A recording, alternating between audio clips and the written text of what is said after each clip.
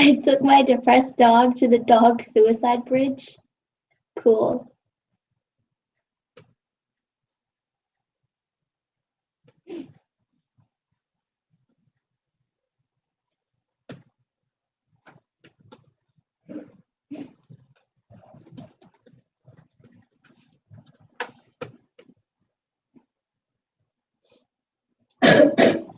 Coffee.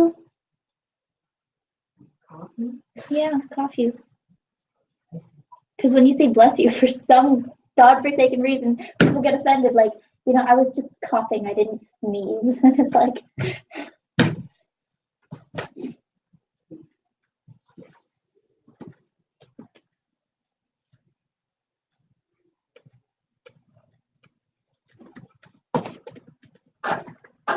yeah. Oh, cool.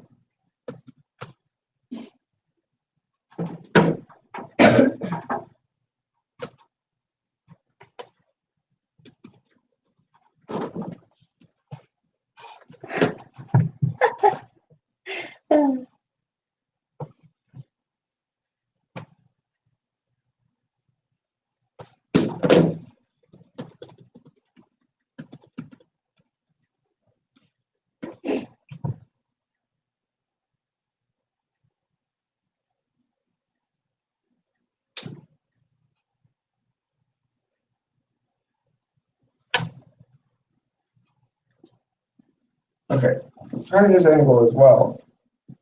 Does a CEO of a corporation have a right to housing? Can he demand of the government to provide him his mansion for free? Wide mansion. Okay, well, but the thing is this then. Do rich people have a right to housing? It's a good question. How much ought the government be required to spend on providing housing to rich people who already have houses?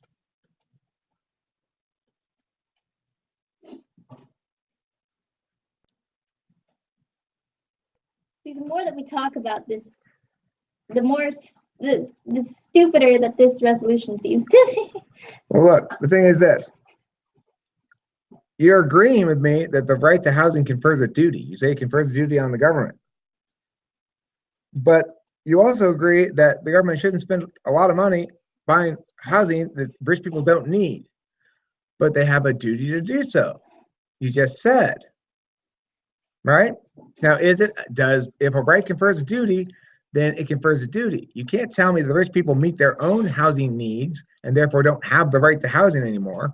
Because remember, a right is that which confers a duty. You're saying it confers a duty on the government to do something to provide housing for people. Now, if you're saying only provide housing for people who need it, then who has the right? Is the right come and go with the level of your need? Is it a right then? The thing is, what you want to get down to at the end of the day is that you can't provide housing for people without doing some kinds of means testing, and means testing is bad. So let's move on from the rights thing a bit, but I want you to read the analytics on the entitlement thing out loud, please, before we move on. And then let's actually read the entitlements thing out loud, and then let's read a little bit of the Badass Rights article out loud. Yeah. Badass Rights article. This is called Limits to Libertarianism, a Dissenting View by Stephen Kinsella, April 20th, 2014. How property rights ought to be allocated. Every system has an answer to the question, who gets to control that resource? What distinguishes libertarianism from other political philosophies is its particular answer to how property rights ought to be allocated in scarce resources, such as housing. And the answer is property rights ought to be allocated in accordance with Lockean principles of initial appropriation, sometimes called homesteading, contractual transfer, and other transfers as a result of torts or crimes. As Roderick Long puts it, citing Robert Novak, property rights are famously governed by principles of justice in appropriation, mixing one's labor with previously unowned resources, justice in transfer, mutual consent, and justice in rectification. say restitution plus damages. Non-aggression requires property rights. If I own property, how can I be forced by the government to give it to somebody else? That's violating my ownership.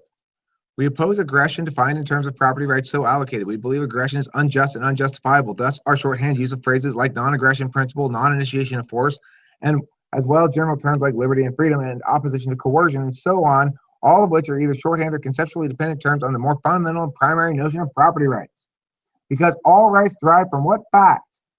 What indisputable fact? No. Correct, Grace. Thank you. I've said that a million times. I'm glad Grace at least remembered it. That all rights can be logically deduced as necessarily so from the fact that you own your own body. And the alternative to you owning your own body is that your body can be owned by somebody else. Because why? It is an object in space. Objects in space can be owned. Your body is an object in space. It can be possessed and it can be controlled. Therefore, if there's a legitimate means to possess and control it, that legitimate means is called ownership. In the instance of a human body, there is no legitimate means to possess or control another body other than your own, because everybody axiomatically owns their own body. Otherwise, you advocate in favor of slavery. So you are either an advocate in favor of slavery or you believe that rights exist because you necessarily believe that you own your own body. That's the only two possibilities. If you say a body is unowned, then it could be homesteaded. If you are unowned, then I can build a house on you and live in that house for a year and I own you. All right. Yeah, I'm about ready to take a break here pretty soon too.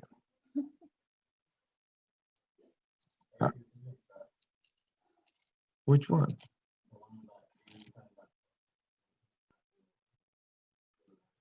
It's correct, and your feelings about the matter are irrelevant because you have no answers to any of my points. You feel it's lame.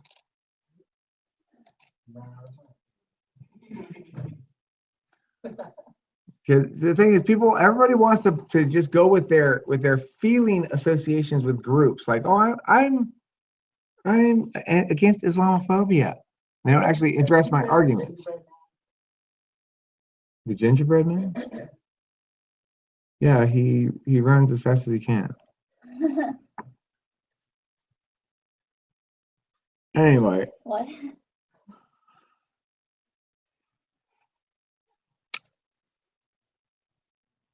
Everyone gets all upset about Islam. It's like, what were your arguments? I'm curious. It's basically that it's an entire culture, a religion, a society that's predicated on the notion that we have to keep men and women separate from each other. They can't interact with each other. That it's built on treating women like chattel. Basically, you're my woman and you're my group of women here, and you have to never talk to any men. And that's the whole culture. That's what it's predicated on. It's a society built on sexual insecurity. And it's wicked. It's anathema to our Western way of thinking. It's a cancer that threatens the primacy of the individual and the protection of all of our rights. It's pre-Enlightenment thinking. Those women-hating misogynists have no business coming into our country, period.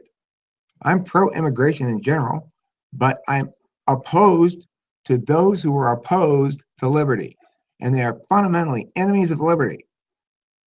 They treat half the population as subject to the other half. It's unacceptable.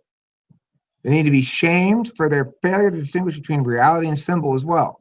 They think it's okay to commit violence against somebody for drawing a picture of Muhammad. Then we all need to draw pictures of Muhammad and shove them up their asses. That's it. Fuck Muslims, fuck Islam, that's it. Sorry. That's reality. That's called reality. Oh, look at those evil people over there being evil. Let's describe them as that instead of pretending something else. That's the difference between reality and pretending. Reality is what they actually do. For example, if you're in Egypt and you're in a political protest trying to change the government, be more democratic and all those noble things, well, then you're in Tahrir Square, in a square full of 1 million men and no women, because if a woman goes anywhere near there, she gets raped. I don't want those fuckers anywhere near my country. And that's smart. That's the difference between being right and being wrong.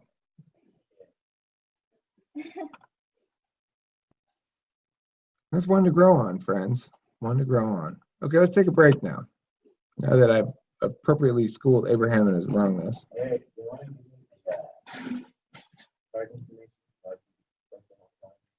No, I want you to do. I told you we need to have a meeting. Sit down. I've explained to you multiple times what we need to do. I want you to go over with me all of the various things, various expenses. Yeah.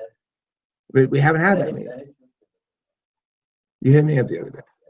Okay, well, unfortunately, you're gonna have to do more of the hitting me up than I'm gonna have to do of you on that. Just make it. Let's make it happen today at work, okay?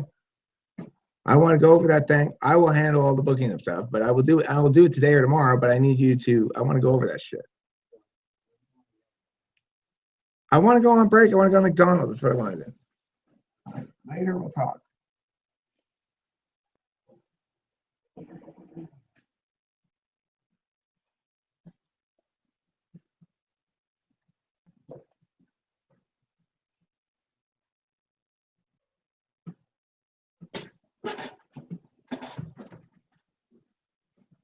I haven't seen you in a while, Courtney. Yeah. How's school? Boring. I was seeing Matt. It's so sad. Yeah. Yeah. No, and like I knew my grades were really bad because when she said because I didn't see my test score yet, and she was handing it back, and she was like, "You did really good," and I was like, "Oh, did I get an A for once, right?" And she hands it back, and it's like a solid B minus, like an 80, and I'm like, "Wow, my standards are really low now."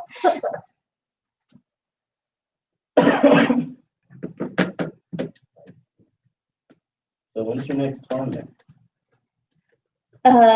Never. Are you just sitting around for now? Is that what you're doing? Yeah. Realistically, I'll probably drop out next year because my school debate team is really, really shitty, and it's not really I've never seen the people in it. We've never had one scheduled legitimate meeting, so I'll probably drop. Why don't you just compete? Because I can't do that because you guys don't do high school. Well, I mean,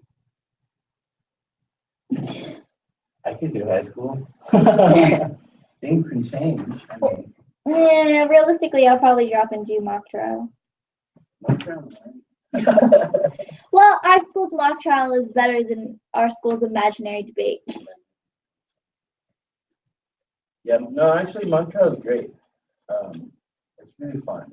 I've never gotten into trial, but I've always wanted to. I started one at BCC, but it wasn't it didn't take off. It was very difficult to put it together because I had to find an advisor for it. Mm-hmm. It took me a while. And then once I actually found one, it was a little bit past midway through the year. So. Well, the good thing about our school's mock trial team is it's not its own, because there are clubs on campus that are run by students and also have an advisor.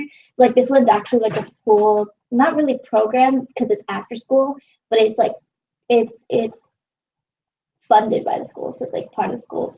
You're saying it's supported by the school, right? Yeah. More specific, yeah. Mm-hmm. See, that's good because then you guys get to travel and do